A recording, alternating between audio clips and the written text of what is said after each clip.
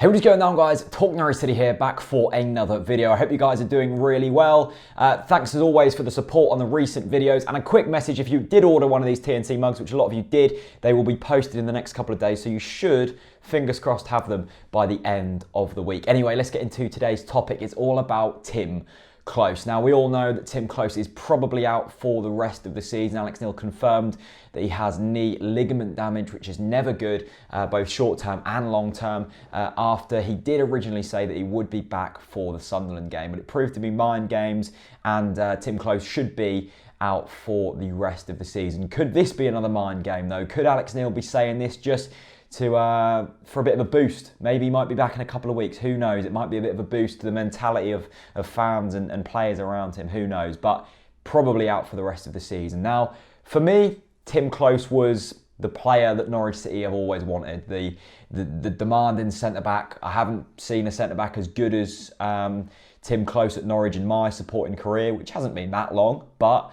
long enough to see a lot of centre-backs at Norwich City. And Timm Klose is by far the best player. He's Champions League standard. He came from Wolfsburg with pedigree. Our record signing looked to be around £10 million, and we looked like, you know, we were gonna stay up with Timm Klose and hopefully build something special next season. And now we're probably one of the favourites to go down. And I think what hurts me the most is we could have seen Timm Klose play in an Norwich City shirt for the last time. And I read an article a couple of months back, I think, when we actually first signed Timm Klose, that Michael Bailey put it'd be so Norwich-esque to finally find a centre-back that we've been craving for years and years and years, and then go down. Timm Klose won't stay at Norwich City if we go down. Surely he won't. If he does, then Jesus Christ, what an absolute god. But if we do go down, I don't think he'd stay, and I wouldn't blame him, because why would he want to be playing Championship football in his career when he could quite easily get into a top 10 Premier League side? And I'm not just saying that. So I think losing Timm Klose to injury is the difference of us staying up or going down. I genuinely think he's that big of a player. But Chris, I was talking to him and he had a big disagreement. He said no player should be that crucial. We've got a lot of players around him that can step in. We've got replacements. We've got other players who can have big impacts. Timm Klose isn't a big of a miss as you're making out. So I went to you guys on Twitter because I wanted your guys' thoughts. So Cameron says, yes, his loss makes for square pegs in round holes, unfortunately, left with poor replacements at centre-back, some repercussions. And I think that is a big point, that last point there, that we can't really moan. Well, we can moan. We can't really say we were unlucky to go down if we do go down. Our summer recruitment was terrible. We were playing catch-up in January. We played poorly for the majority of the season. Like, you can't moan about that. Well, you can, but you can't say we were unlucky. The Mighty Fritz says, without Klose, Bennett is our only real defender. Basong struggles to do anything without making a mistake.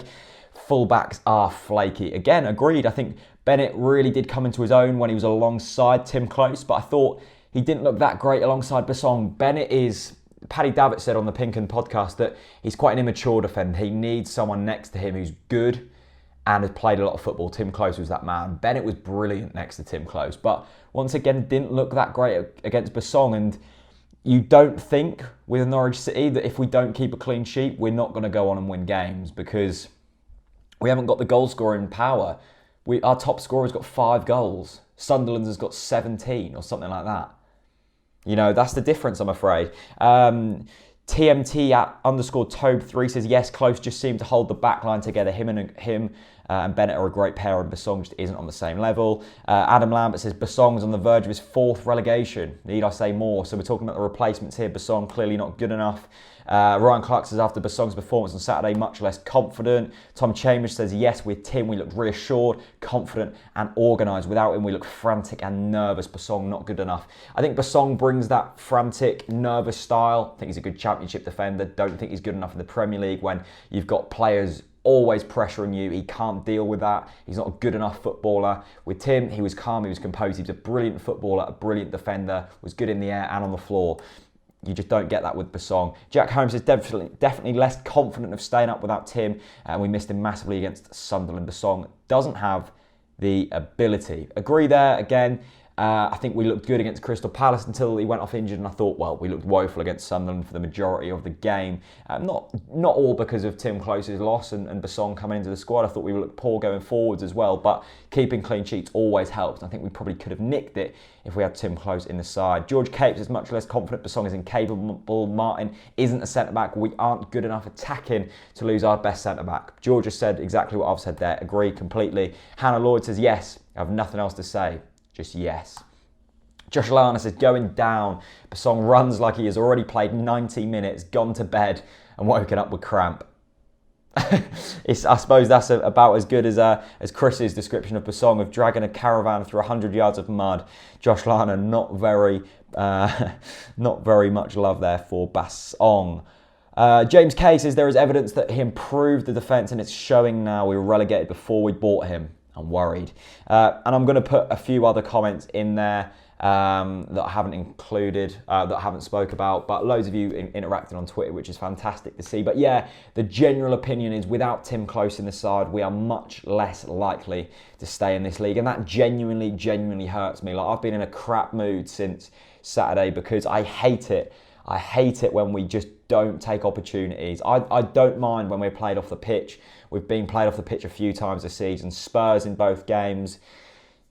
Except for that, not many. Like, where real class has shone. But to lose against Sunderland in the manner we did really does hurt. And for many reasons. But there we go. Norwich sometimes send us into absolute delirium and sometimes send us into a bit of a rut. But Timm Klose, I miss you so much. Please come back very soon. And if we do go down, please stay with us. Thanks so much for watching. Leave me your thoughts on Timm Klose down in the comment section below and I'll be sure to read them and respond as always. And as always, leave a like if you've enjoyed. And if you haven't already, hit subscribe so you never miss out on a video. It's free. Thanks for watching. Peace out.